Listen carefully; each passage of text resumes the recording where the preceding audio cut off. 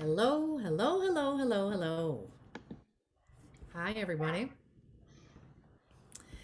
and welcome to the Victoria Reeves Show. I am Creative Path Coach Victoria Reeves, and welcome to my show where we have incredible conversations with creatives from a kaleidoscope of genres. Our guests let you in on their process, inspiration, motivation, blocks, momentum, and vision. Today's guest is Errol McLendon. Errol is a writer, actor, director, storyteller, and solo performer. He's currently writing a series of YA novels called the Foul Brood Alliance, and he runs a weekly writers group. His extensive performance background has included working with THEM and Red Tape Theater companies, as well as the Forks and Hopes Ensemble. He's been telling stories here on Chicago stages for about 3 years so far. And he has also written, produced, and will perform a solo show called Inner States this summer. Inner States is a compilation of many stories about road trips taken with his mom and her battle with Alzheimer's. He hopes to perform it all across the United States at senior and retirement communities and also roadside attractions. And check it out. Right now, you can check out his short story called Roadside Attraction, which is online as part of the Lifeline Theater Filet of Solo Festival running from now until February 13th. And to check that out, you just go to lifelinetheater.com for tickets and information. So, everybody, let's give a big warm welcome to Errol. Thank Hi. you. Hi, Victoria. Thank you so much for having me. I really appreciate that. Oh my gosh, thank you. We're so excited to have you on the show. All right, well, we're just going to jump right into it, okay? Let's do it. Let's do it. Okay, so for most of us, our ability to think outside the box began, when we were little in childhood, right? Right. So the first question I have for you is what kind of creative play did you do as a child? And also, where did your imagination take you? Wow. I was an only child, and I guess the first thing I did was I loved board games, but I created rules so I could play against myself, but I wouldn't always win. And I think that was the first creative. So Monopoly, Career, all of the games that you grow up with, Okay, I had alternate rules for those. Um, love and I it. was never bored. I always had projects going on, and my mother and my father supported that, whatever I wanted to do. Sure. So that was a creative spot for me. And I did spend a lot of time in imagination and playing soldiers and plastic monsters with some very creative kids who were also not only children, but only male children in their group. So we would create entire worlds, and we would create forts out of leaves and sticks and shingles from roofs and anything we could find. And Nice. that was a world that we lived in. And those games didn't start and end in one day. They would go for weeks, and we would just continue those campaigns, as it were. I love it. I just love it. I mean, and that was back in the day when kids could just play outside for We hours on all end, we played out in the streets till right? till I while we were on bikes, and then when we got in cars, we were out roaming around. I was in a small town in Mississippi, or a middle-sized town. It was a college town, but it was pretty safe, How very many safe. people were in your town? Just I'm out of not sure curiosity. what it was back then. Yeah, right. It was a college that changed to a university, Okay. and my father was an administrator there, and then my mother later was a librarian. So I grew up on campus, and that also was a source of a lot of musical programs, theater, my first introduction to theater, and the town had a small community theater. So I was in theater, and there was a dance school there that my mother put me in at one point because I showed an interest in it. It faded quickly, but I did it for one time. So anything I showed an interest in, there was usually something visual art, something like that in town that I could have a taste of. So I was very Nice. fortunate growing up in an academic area.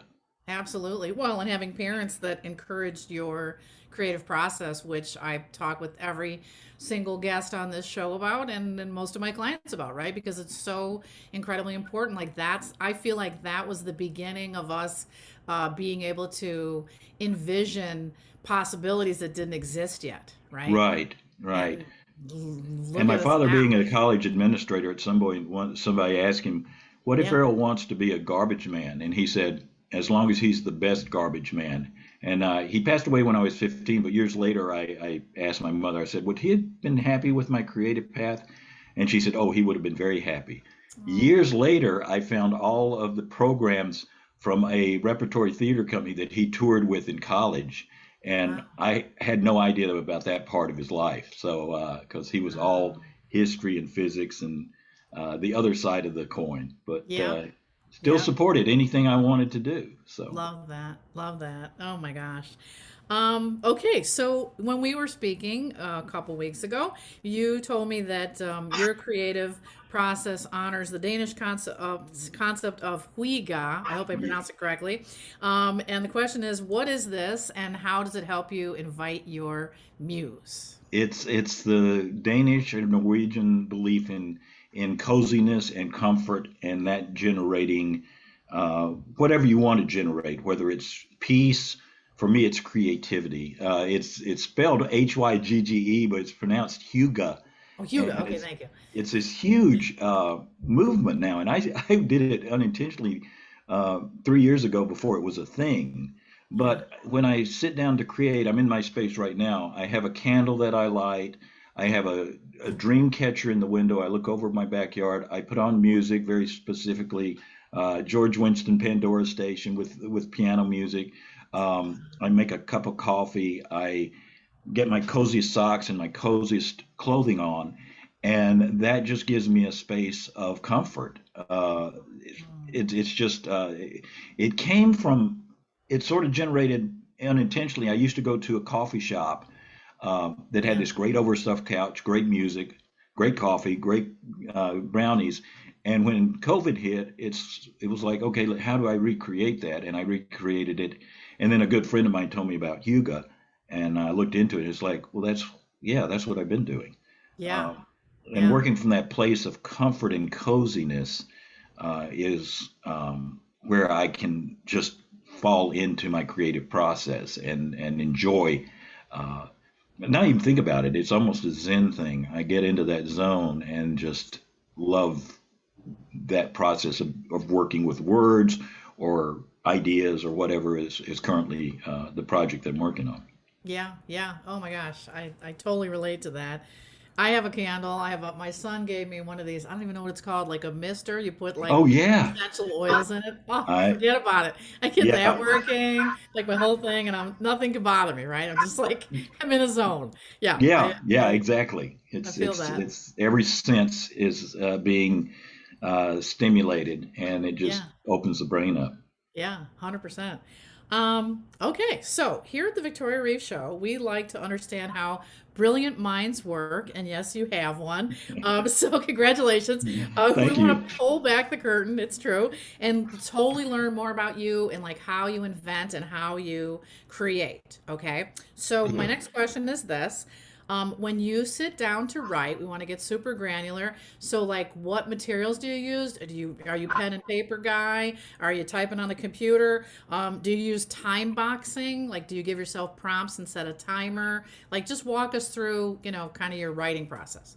Yeah, I go into every writing session with an objective, and a simple objective, something that I can cover in that amount of time. Sure.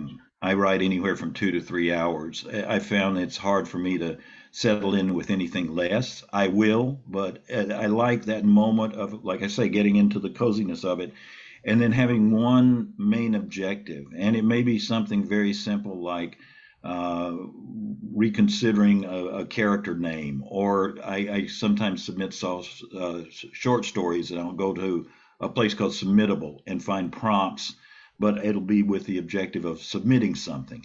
And Okay. so my objective for that 3 hour period will be either something like that, or I want to cover right now I'm rereading my young adult novels, so it's like I want to read very in detail 4 chapters, Mm-hmm. and if I can do more, I'll pick up something else.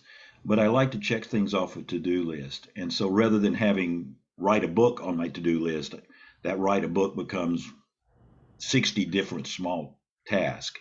Love And it. so then I feel an accomplishment. And early on, it was just I'll sit down and what am I going to do? And I'd have a book here, and I'd have short stories here, or I'd have a story, or I'd have my solo show. And I spent a lot of time sort of deciding what to do. So I go into every session with a very specific objective. Mm, Um, and mm. how do I pick it? I don't know. It's an inner voice. I just, whatever feels like I can be most productive on. Sometimes it's a simple conversation with a friend who says, "I'm working on a short story." It's like, okay, that's a little inner message that maybe I should work on a short story. Sure, And I sure. still meet with a couple of creatives on a one-on-one basis, several people. One's a novelist, one's a solo show person, one's actually a filmmaker and a writing a full-length script. But Mm. it may be just something they say that relates indirectly to something I'm working on, and it may trigger something I want to put in the young adult novel or something I want to put in the solo show. Sure, And sure. that's where I go. It's more just following the feeling, and it's served me really well. Yeah. Um, and every Well, and I like Sunday, how you were talking about breaking it down into smaller pieces. As a coach, when I'm working with my clients, I call that micro movements, right? And it's right, so easy to get like overwhelmed. Like, especially, I also wrote a solo show, which was like, right, 6 months of my life, right? And it's such a massive commitment. And you have this dream in your vision in your mind of what you want to do. But if you don't break it down into smaller pieces, it can get overwhelming. And I just want to jump and welcome all the people that are watching here on Facebook Live. Welcome to the Victoria Reeves Show. We are talking to Errol McLendon, who has so many descriptors. Let me see if I can remember them all. He's a uh, writer, he's an actor, he's a director, he's a storyteller, he's a solo performer, and he's a super cool human. So if you have any questions for Errol, please throw them in the comment section, and we would be more than happy. I will read them out to you, Errol, so you don't have to worry okay, about seeing them. great, great, great. And yeah, we'd be more than happy to answer them. Okay, so pencil and paper or computer Um, a combination, but combination. when I'm really writing new material, I'm in Yeah, the computer. But then I print it out, and the editing, which I think is the real writing, is done with the paper and pencil. And then I go back or I'll sometimes on the paper, I'll just write an idea. I need to put a grandmother in here. right. And that may go all the way through the novel or through the story or through the solo show. Love And it. but when I get down to the editing, I'm strictly the printed copy and a pencil and scraping and scratching all over it. Mm, But I guess I was raised with computers, so putting the bulk down, which it was either Faulkner, I think it was Faulkner that said he's a lousy writer, he's a great editor, and that's how I feel. I throw stuff out. I did National Novel Writing Month, which is November, and you're supposed to write a novel in a month, and I right. did it once, and it was a great, very rewarding, but it was just thrown out there, and Mm, that novel had to be basically rewritten from the ground up. I just got words out, so I mm-hmm. don't do it that drastically anymore. But I've I just went through my first young adult for rewriting and came up with 2 pages of things that I need to add, Right. and I've got that because of the pencil and pen, Nice. pencil and paper, and then I'll go back to the computer, and it's easier for me then to cut and paste and move it around and change names and things like that in the computer. So Um, it's an ongoing process, and the main thing is that I want to emphasize in all of these episodes is like it doesn't matter if you're a writer or maybe you're a dancer, you're a musician, maybe you're a person who is creative in the kitchen. Everybody's creative in a different way, right. but the beauty of it is that the process of this is all the same. Sorry, Addison Shapiro wants you to know that she's watching. Yeah. Ah, I think that might be your friend. Hi, hi, watching. And hello. so, I've kind of figured out that I think the creative process has three different phases. So one is like incubation, right? Where Hmm. we're sort of like that chick and the egg at the Museum of Science and Industry, Right. and we're just figuring out our thing and we're coming out a little bit. And then the second phase is the creation phase, right? And then the final phase is the connection. It's like, okay, we figured out what we're making, we're ready to share it with the world. But for those of us who are like multi-passionate creatives and have many different things that we're working on, like we might be in different phases of that process for different things that we're doing. Right. You know what I'm saying? Right. Yeah. Yeah. Yeah, My writing is very, very new. It's 3 years exactly. old. That's Right. and in storytelling, that's very, That's very new new. too. Solo shows, very, very new. Right. I did strictly theater acting and directing for so many years, and Yeah. a theater company broke up that was supposed to be going for another year, Yeah. and we had all these plans for a year, and it went under because of some differences of opinion, artistic Yeah. differences, and I decided I wanted to only do solo based stuff because I didn't want someone else to decide, that it wasn't going to happen. And Yeah. that's where I looked at storytelling, solo show, writing the novels, writing the stories. So my writing and solo show stuff is only 3 years old, which feels like I'm still in that incubation. Exactly. And, I'm launched into it. And I'm still living in, I don't really know what I'm doing, but I like what I'm doing. You're like, And but it's fun. it's fun. And I'm a big one. I had a radio show a few years ago that was called Leap, and I was talking to people who leap and grow your wings on the way down. It's like if I wait to like take a course or several courses in writing or get an associate's degree in creative writing, you Yeah. know, it won't interest me anymore. I'm just going to leap in and do it. And Right. that's what I encourage so many of my friends will come to me, somebody who wanted to start a lavender farm, somebody who wanted to change careers, and I'm probably the wrong one to ask because I say do it, just do it, Do and it. and and figure it out as you go. Because if you don't move till you can see the entire map in front of you, Right. you're never going to see that. You're never going to go. And I Right. use my stuff, my path as an example. It's like I've written novels. I don't know what I'm doing, but I have gotten some nice feedback on my young adult novels. Right. The solo show, I'm very proud of. It's doing some rewrites, but the things I've done, I don't know how they match up with other people. I'm not here to do that. I'm here Well, to yeah. express myself creatively, and I do it for me. And if it gets some sort of recognition, someone likes my story or likes my solo show, that's extra. Right. Um, Right. because audiences and the public are so fickle. I learned that in theater. You can do the most amazing performance, and somebody won't like it. And if you're trying to please someone and it's great for an audience to like you, but if Yeah. that's the sole reason you're doing it for the wrong reason. If you come out of a performance or a writing and say, that was really wonderful, I had so much energy that night and this night, or once I read this, then you've fed yourself, and Right. you don't have to rely on someone else and their opinions, which may be biased in some shape or form, to give you value. Well, So and the I fact is, like, if you ever hear interviews of people that are famous in any field, they will always say that they never read the reviews, which is so no, fascinating to me, yeah, positive or negative, right? Because it's just yeah, like you just have to detach from that whirlwind of like external reference. That's what I like to call it, right? It's like right, so I'm fabulous because people like me, or I stink because somebody didn't. I mean, that's yeah. Oh, It's Lupito Jasso is watching too. Hi, ah, Lupito. All right. Well, let's go to our next question. There's so many 80 billion things that I want to ask you about today. It's exciting.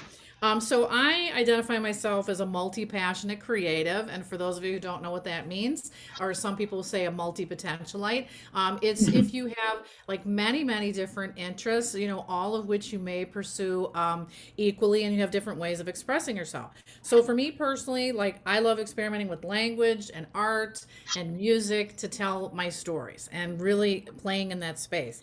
And I remember that you had told me when you were with the Forks and Hopes Ensemble that you guys use music and puppetry and movement mhm. for storytelling. So I wanted to know, like, how did that, kind of open up your creative possibilities, like doing interdisciplinary work like that?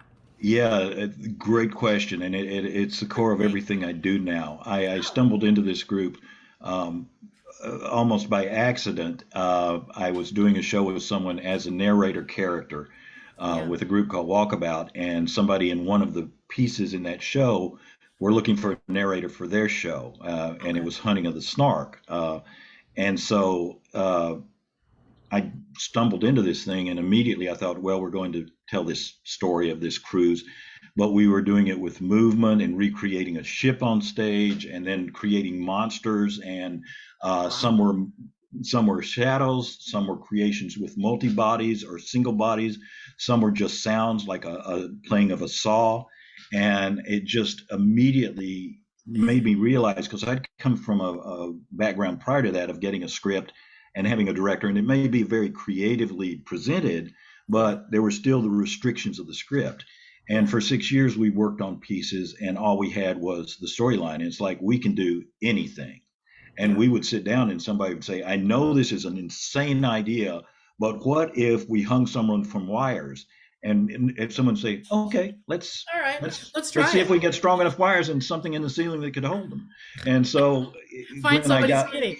yeah, and I've always been fascinated when I've watched theater pieces that are so amazingly creative, that especially devised pieces or original pieces, that I Yeah. think, how do you do that? And they taught me in 6 years how to do that. So when I moved to my show or my Right. writing, Right.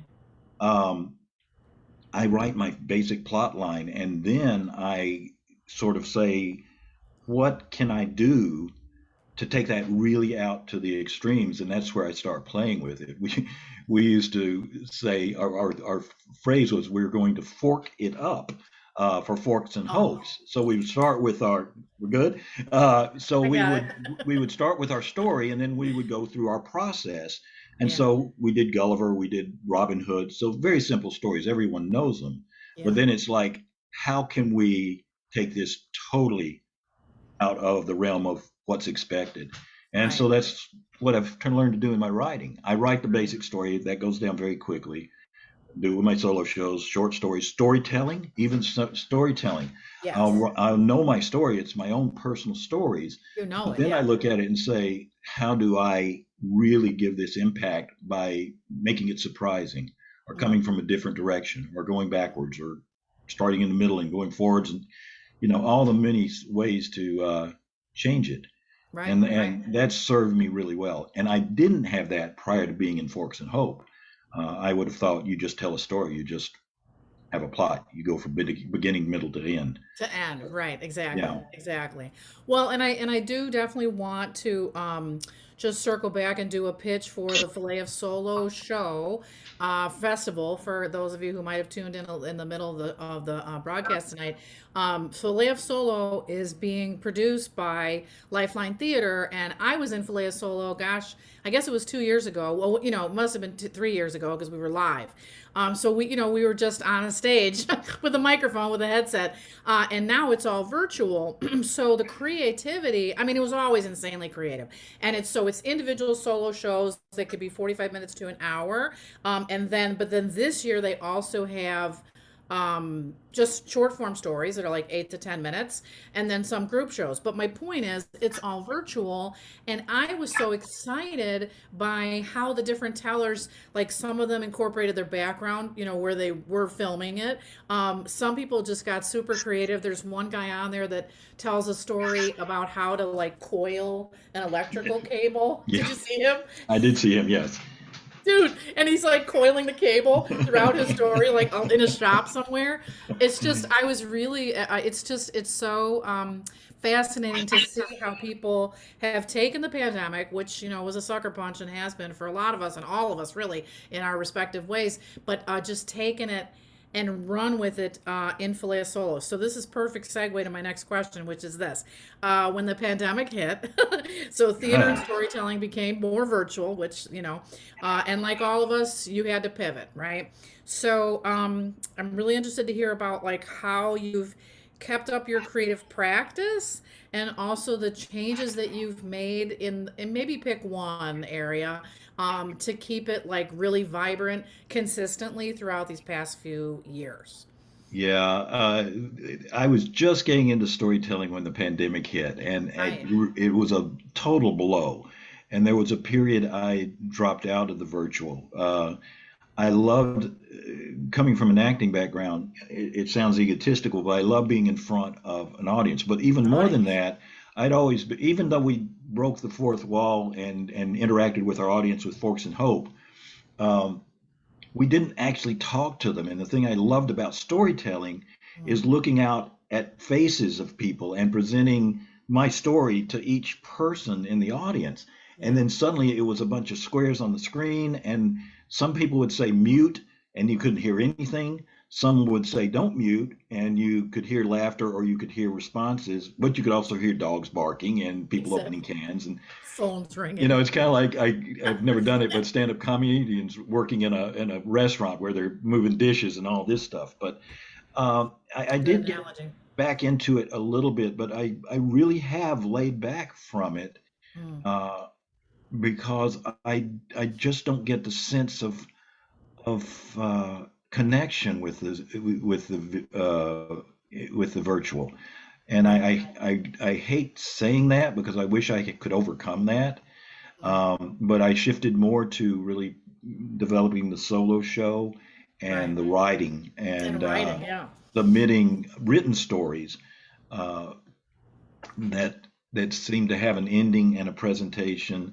Mm, Uh, and so, yeah, I do miss the live because when I got into it prior to COVID, it was the answer. It was theater for me, but it was solo type of theater. And I'm still hoping the solo show goes next summer, but I have to be realistic about it. We don't know what's going to open up. right. Um, the roadside attractions is one of my targets. They're going to open up way before retirement communities because they're going to be very protective of the people. Of those guys. So Yeah, true. I'm doing what I can, and I'm still doing the odd virtual and some workout things, some 99-second stories, Mm, which are very challenging. But it's more of an idea generator. They give a prompt, you come up with a 99-second story, and so pretty right. much you're just throwing out, hey, this happened to me when I was a kid. And that's it. You don't get Zing. much.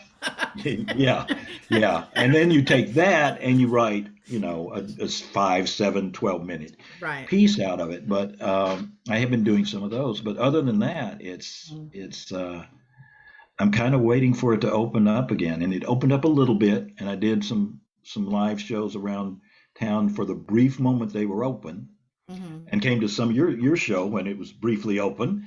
You were Uh, in my show. I was in your show, and I also, so I love Yeah. that. And you Yep. guys made a valiant effort to it, and then Thank you. everything had to shut down again. And Absolutely. Well, that's why Soul Stories Live is on a massive pause right now. yeah, That's why we're doing the Victoria Reeves show, good because it's deal. just like you can only expand and contract so many times.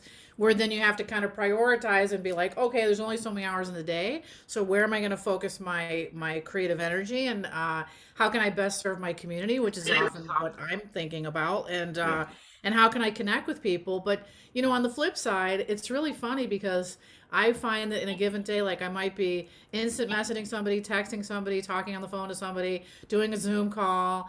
And it's like so bizarro world that like in some ways there are way more ways to connect now than there yeah. ever were before. So some days I feel super connected, even just sitting here at my little table in my kitchen.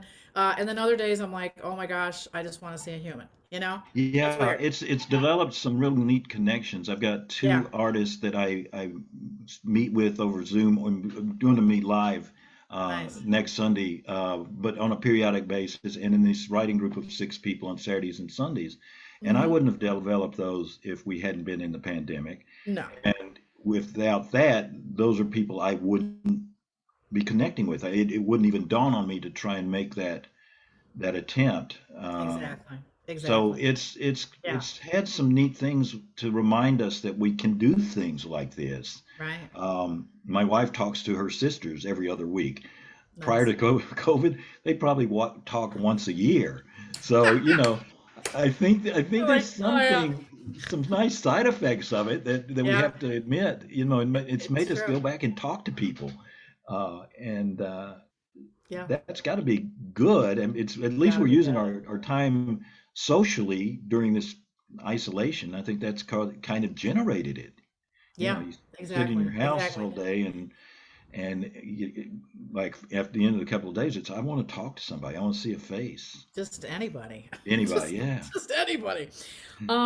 Okay, well we're gonna take a little bit of a shift and merge into one of my, well, these are all my favorite topics, but one of my favorite topics, which is about prosperity. So when I'm working with my clients, okay, like a lot of times we are talking about monetizing our gifts, right? Because like it's one thing to be creative, sort of in your zone by yourself, but eventually most of us want to take our show on the road and we need to eat, right? So, we are always talking about that like sweet spot of like passion, purpose, gifts, and then what the market wants, right? And so Mhm. actually there's a Japanese word for it. I think it's ikigai, if I'm pronouncing it correctly. And it's just that harmonic convergence.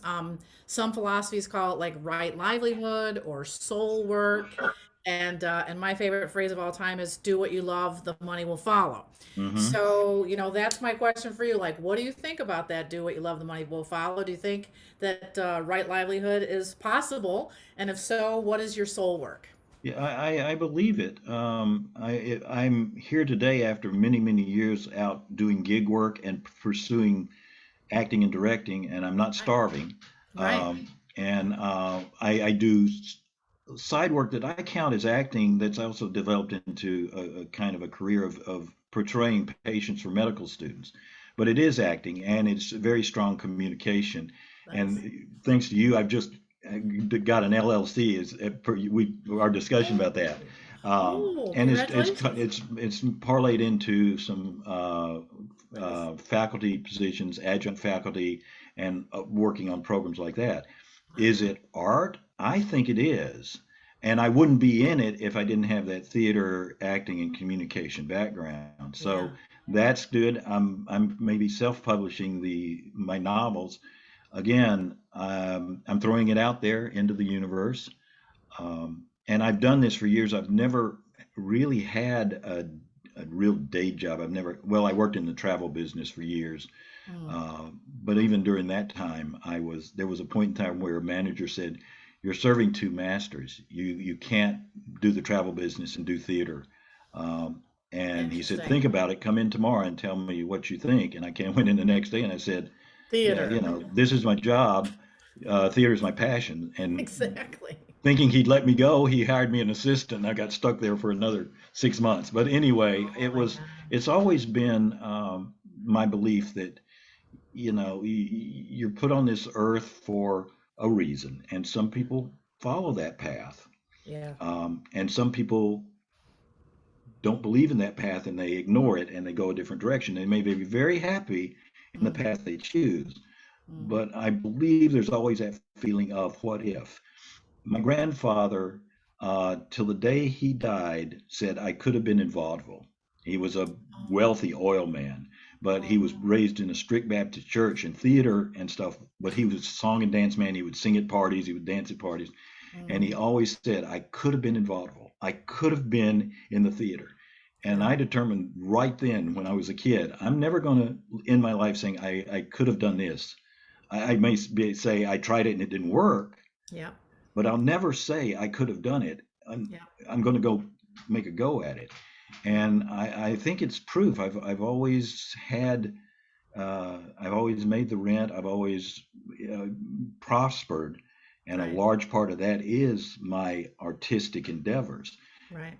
Yeah, there have been times where I thought, I don't know where this is going to come from, but about that time, I'll get a gig. A voiceover for a written opera came through last year at a Nice. time where I was kind of tight, and it was one big check that, funny enough, I just had car repairs, and the check Oh, was all but 20 cents of what the car repairs were, and that's what I didn't know how I was going to pay. And this thing came through. I recorded it in an afternoon, sent the stuff in, got the check. So it's out there.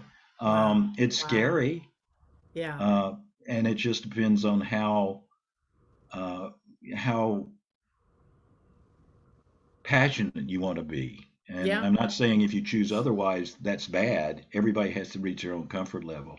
When I did my radio show, I made mention of the fact about you can go and do these things. And I happened to mention that, there are coffee houses and drugstores that if you go to them and say, I want to be a manager, they will say, okay, you do this, this, this, and this. And in 6 months, you will be managing a store.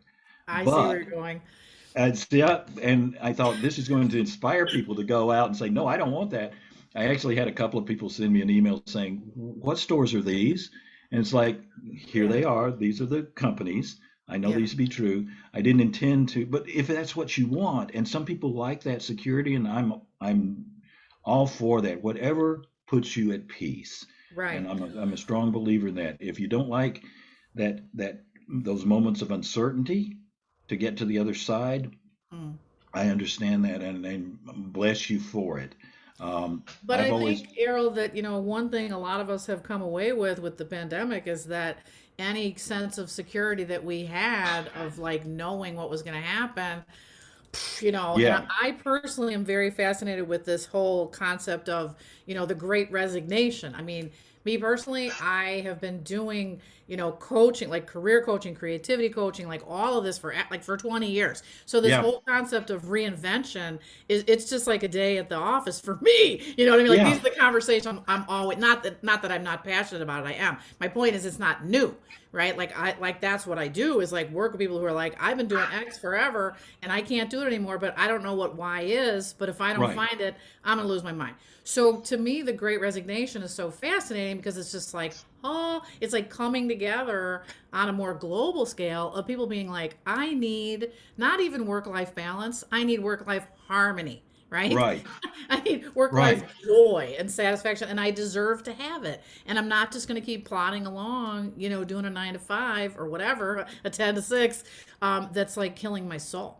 right. And I do believe that the Beautiful. pandemic knocked a lot of people out of jobs that they that now allows them the opportunity to say, what would I really like to do? This is what I'm saying. But a lot of people are, I'm sure it's a shock. I mean, I have friends who were doing restaurant gigs that lost all of it, and Yeah, I true, feel for them. But true. uh, my personality is, what do I want to do now? What does this open the door for? I know. And I know. I How I exciting. understand fear. I I just don't understand when that whole thing falls apart for somebody, and Mm, it's not there anymore. You can't go back to it. right. My thought and my perception from my safe space here is now everything's possible. You could go Exactly. back to school, you can learn a trade, you can learn an art, you can do something you've always. What do you want to do? And You could that was start a always my. business, Yeah, right? it's always my first question to people. What do you want to do? If time Right. and money were no issue, what would you be doing? And that's where Absolutely. I would find friends who wanted to start a lavender farm or be a teacher when they had no educational background but Right. decided to go, work at a Montessori school and work their way up. And so it all Start a. started with that question. What, Mm. time and money is not an issue. What do you want to do? How big do you want to go? What is it? And okay, now let's break it down into tiny pieces. And what's the first thing you need to do to move toward that? And let's Okay, do it. here's mine. Go to Morocco for a year, write, Yeah. hang out, and go to like the different markets Yeah. and So draw all of the beautiful tiled there you go. architecture. There you go. So Let's so put it what's the out first there. so what's the first tiny thing you're going to do that? I Okay. figure out how much a ticket to Morocco is, and then wait for the pandemic to end. Yeah, yeah, yeah. But I know what it is. It's right there. It's on the tip of my tongue. Um, I don't understand it. It wasn't yeah, in my nature to get out of school and either yeah, start a business and go and work for a company for 30 years and retire no, with a pension and all that security. That sounds nice, but it I was know. just not me. And it's funny, I came from parents who lived that life, but it was a different generation, and they supported me in all my craziness. Right. I got an offer to do an internship, computer science internship in Memphis for Holiday Inn International. I Mm, turned it mm. down and called my mother and said, I want to go to graduate school in theater. And she said, great. What do we need to do to get you there? And this was a promise of a job for the rest of my life with Holiday Inn. I mean, this was like turning down a golden egg, but she knew that that would never be. She even said it, and it shows up in my show. She says, I love Memphis, but Memphis is not for you. Oh. So she And sent me I love your mom every time I hear you channeling yeah, her in she your was a doll. stories. She was an She amazing, amazing woman. I could tell. I Yeah, could tell. Um okay. So, oh, and by the way, your story that is in Filet of Solo, you do talk about your mom, right? I do. Your I mom is do. part of that story. And is that just a quick question. So is that story part of the greater story It's the part of the greater story. The in the story takes interstate? place on Okay. my ride home on the night I got the call my mother had passed away.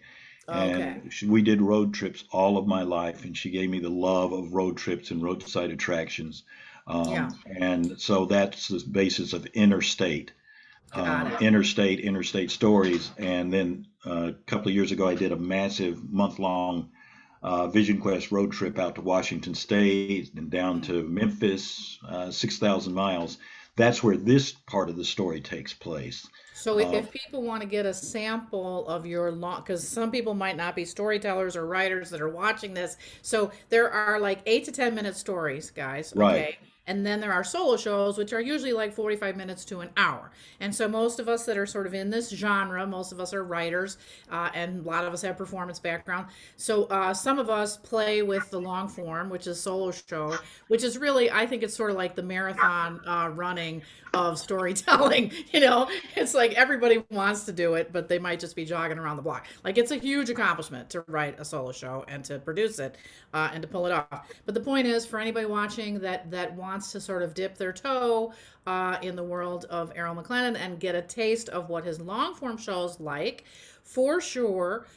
Get your ticket to Filet of Solo, and then you get to see your short story, which I think is it about 12 12 minutes? I'm trying to minutes. remember. The, Yeah, the solo show's about 45 minutes, and there I you go. just felt like it was.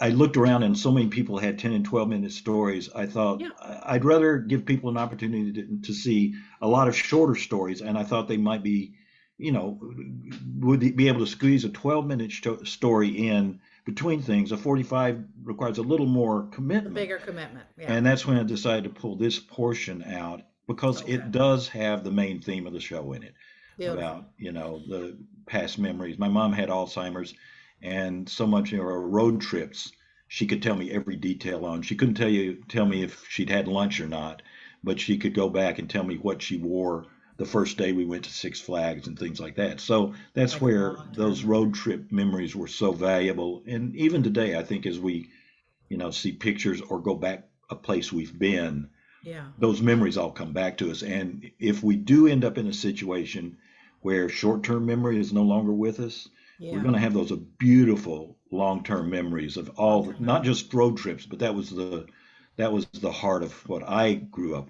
in, is getting in the car and going and, oh, here's a roadside attraction. Let's stop. Let's go see what this is. I know. And I know. now you've got And to tell drive us, way off the road to get to well, them, but they're forget worth the about drive if they even still exist anymore. if they even still exist. As we Yeah. were talking about the other day. And so tell us the name of your website is Interstate Stories, is that correct? InterstateStories.com, Dot com. INNER. Um, INNER. And you guys for sure go check it out because Arrow has like, first of all, I love your one page where you have this whole list of like roadside places that you can go check yeah, out. And yeah, then there's like links. So that's spectacular and fun. yeah. And then you have one performance on there, like a short form story, and you have a blog on there, the Traveling Man blog. And oh, and John Hom says, I love your road trip stories, Arrow. There you go. Thank you, Thanks, John. I John know Hom. John. Hi, Thank John. you. I loved your story and play a solo also, John. It's like old home week over here. Yeah. It's so funny. We're like part of the crew. Oh my gosh. Okay, so here I guess I just have a couple more quick questions that I do want to ask you. And this is another one of my favorite topics. So earlier we were talking about the fact that you do like weekly planning of next steps for both your creative projects and your life projects, but maybe we'll keep it to like creative projects for today. Okay. And so some creatives, including myself, true confessions, worry that like having elaborate systems or structures could stifle our flow or inspiration. And that's my whole thing of 2022, like loving structure. So in your opinion, how can structure help us to be even more creative when we're working towards a short or long-term goal? I my structure is very loose because Okay. I sit down on Sundays. I have 8 categories of my life Wow. of things of that I want to keep moving forward. Um, I don't have to hit all 8 of them every week, but Mm, I go through and I say, okay, these are the small items in each one I think I can do this week. And every yeah. day on my to-do list, I just have the next steps in a few of those categories because I don't want to carry things over. Yeah. Sometimes I have to, but I want to be able to check off that list every day. Mm, And then I make sure that as I'm working on each thing, whether it's chores or spirituality or health or whatever, that I am in that. I used to do a workshop for nurses and I'd say list all the areas of your life. It was work life balance. And then nice. it'd Yeah. say tell me what percentage of your effort you put in on these, and they would break it down so it would total 100%. But Mm, the point of the exercise was each one of those can be 100%. When you are working on chores around the house, you are totally in it. You're not thinking about whatever. And that's why the creative, when I get in the creative, I go into my creative space and I am in there. I And love it. I don't answer emails. I'll answer the phone if it's something I need to. And Yeah. so that's how I do it. I end up at the beginning of the week with I have an app with To-Do app, and I put everything into those slots and What's the time. app for people that want to know? Yeah, Todoist, Todoist. Okay, good to know. And I'm I writing like it it down. because I can just type things in real time. Do this every Wednesday or do this every Thursday starting March 4th. You can put in whatever combination and it puts it in there. Wow, And so cool. every day I look at the night before, I look at my list Yeah. and I sort of set a vision in my head of how that's going to go the next day. Mm, And I don't necessarily give it time slots, but sometimes I do. I know on my writing days, all my writing stuff goes into there. And there yeah. be some days that I just want to do a day of chores, so all my chores go in one day. There are other days I may spread it. I don't have a pattern because Right. that would hang me up. Oh, Wednesday is chore day. No, that would drive me And you'd be like, crazy. I can't. I just I can't. can't do that. But Hmm. that's how I do it. And again, keeping it in very, oh, I do have a 2 minute rule. If I can do something in 2 minutes, I do it because it takes me 2 minutes to figure it out and put it on a list. And that can be anything. It can be, oh, I've got to go hang the code up, or I've got to make Love this that. phone call or send this email. If I think I can do it in two Love that. minutes, I just get it off the list. And Oh that, my God. I so love that that. clears up some stuff that, would be on the list.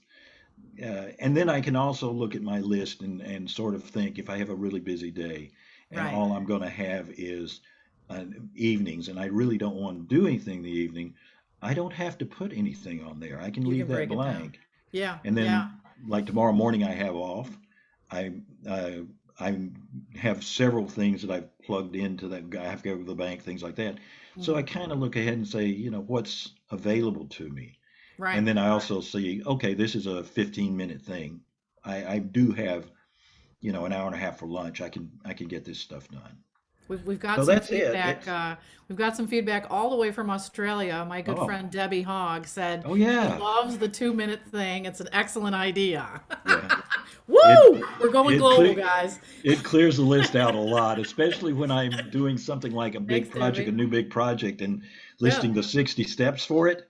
I yeah. can go through and pick out about 10 that are 2 minutes, and I just if they don't have to be in a particular order, I wipe them out, and it's like, okay, good. I just got Right. 10 things off of here. You know what I did? And this was a lot of money for me because admittedly I'm thrifty with a capital T. I took myself over to Target and I dropped like $85 on all these office supplies, like Yeah, folders and dividers and even like this fun colored pen. Like I bought like 25 different colored pens and like highlight and all this stuff. And I am like a new woman. I came home, I made this whole folder. Like you said, you have your 8 projects. I think mine is yeah. about five right now. And I made sections for every five, every one of the 5 projects. And dude, and they're even like little pockets in the folders. So like if there's paper or whatever I need to like stick in there or three-hole Yeah, punch it. Oh my God. I'm like a new person and I can just sit down, go to that one page. But I love what you said about about the paying of attention. So when I was in college, back in the day, I had this boyfriend who was, really into Buddhist meditation, and Yeah. he hung a bell on the door of his college dorm room, and he was like, "This way." Every time I'm walking in or walking out, I will like know to be aware of the moment Yeah. and breathe. And I was like, that is the coolest thing I've ever heard in my life. And Well, I also, like you, very much aim to live in that space, right, of attention. yeah. Yeah. I Yes, focused entirely and focus. focused. So I really don't multitask. Right. Some people can. I would prefer to immerse myself in whatever I'm doing at that moment and Exactly. mindfully do it and really see it through to the end. Yeah. It's hard for me to do two or three things. I can do it if I have to, if there's a deadline or something, but it's more pleasurable to just settle into it. And that means even if it means, cleaning the kitty box, as Right. weird as that sounds, it's Wow. like I'm going to make sure it's smooth and everything's out of there. And sometimes I write "I love you" in the sand for my cat, just because it's taking that chore to a new level. So What's that uh, book? Chop Wood, Carry Water, right? I think yeah, we all yeah. read it back in the day, and maybe it's time to bring it back out. Johnny Price has a question for you. Oh, So he Johnny. said, "Hey, Johnny Price, it's Soul Stories. We've just changed directions here today." Blah, blah. Okay, so the question was, it came off the screen, but it was something to the effect of, tell us about your process when you're writing a story. So let's narrow it down. Let's talk about your roadside attraction story. And what was your process when you were writing that story? Well, it's the same thing. I had the straight storyline was this trip out west and running across this rundown roadside attraction, and I just wrote the probably a two-page plot of Hmm. it. This is what happened in chronological order, first, second, Right. third. And that's when I go back and start playing with new iterations. What if I hold it this way? What needs to go in front of this? What can be added behind this? So many of the stories in my show started out as simple plots, and I decided, oh, the first third of this story needs to be at the first of my show. The second part of the story needs to be in the middle, and the third part needs to be at the end. But I start with just getting it out there, and that's what I guess that comes from theater, telling a story. Here is the story. This is a story we're going to tell. Here's the arc, right? Here's the arc, and I get that Right. out there, and I don't do a lot of elaborating on it. I just write it as if I were telling someone a dream. I had this dream last night. Here's what happened. This happened, and this happened, and this happened. Hmm. And then I go back and say, okay, how can I twist and turn this? And sometimes I've got collaborators that will take it to like a story workshop, or I Nice. read it for friends, and they'll say, well, what if you? And some of the storytelling events actually uh, have you come to workshops, which I love. Yeah. I'm not perfect. I really, um, I mean, I love it when people say your story is perfect. It's great. It's like, but I almost rather than say it's good, but here, try this, try that. And I don't have to go along with it. I always tell people, you don't have to take every suggestion, but Right. you can listen to every suggestion. I used to do a workshop where I'd bring someone up who didn't have blue hair, and I'd say, your blue hair is ridiculous. It's stupid. Why are you wearing your hair blue?" And then I'd say, "Did that make you feel bad?" And they'd say, "No." And I'd say, "Why?" It's because my hair's not blue. And it's like, that's right. So other people are going to come and say, your work is terrible. Yeah. Do you believe it? Or do Yeah. you just say thank you? I did workshops for the transgender community, and that's what I was doing in Washington on Hmm. acceptance and also fighting being overly sensitive, and that was part of the exercises. Hmm. And I do it now for med students because they are very alpha, and every criticism is just like, no, that's not right. This can't be right. It's like, Hmm. decide whether it's accurate or not, and don't invest in it emotionally if you don't really believe it. You can Hmm. nod your head and then you can make your own decision of what's applicable. It's your work, it's It's your your work. art. It's your work. It's And, your expression. if somebody wants to, I love critiques where somebody says, "I love your story, but there should be a monkey in it." And it's like, no, No, that's your story. You write a monkey story. My story I don't doesn't need a have a monkey. monkey in it.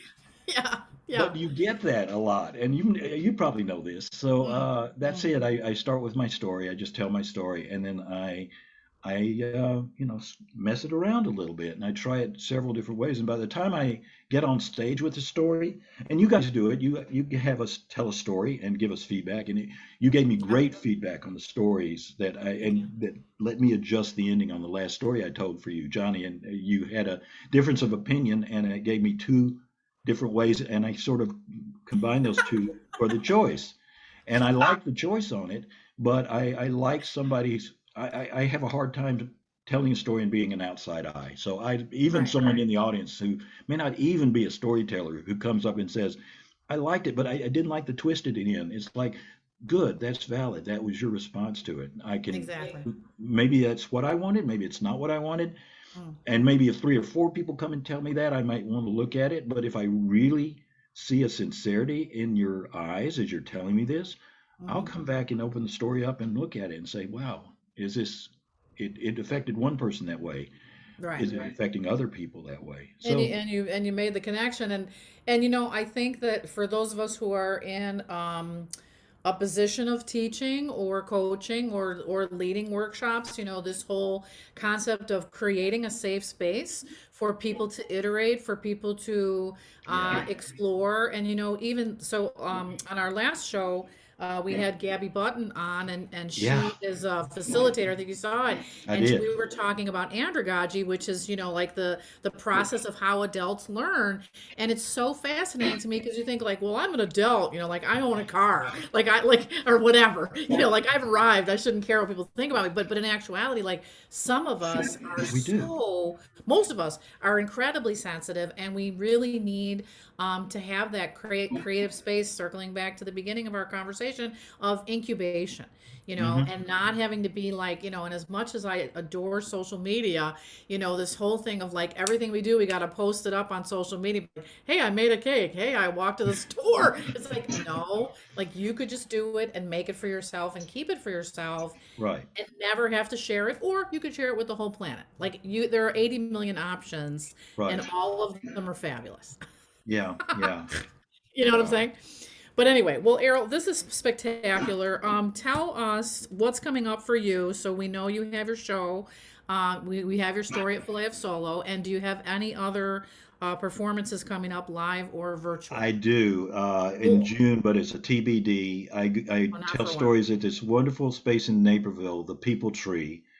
They're Oh, at the Empire Hamburgers. It's like a 150 person venue. It's okay. huge.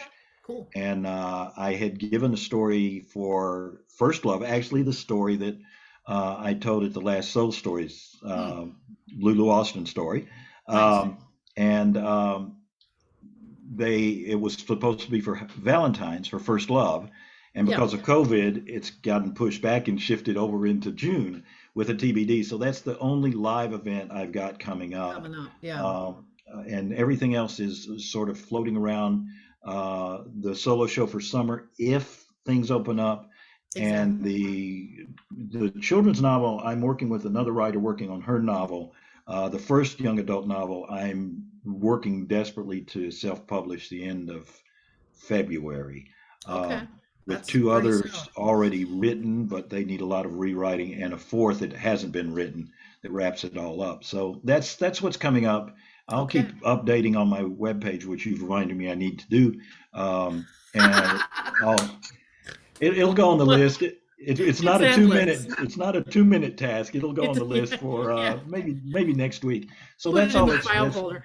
yeah, that's all that's in the offing. But I am constantly submitting things, and I am constantly watching the storytelling world, and Yeah.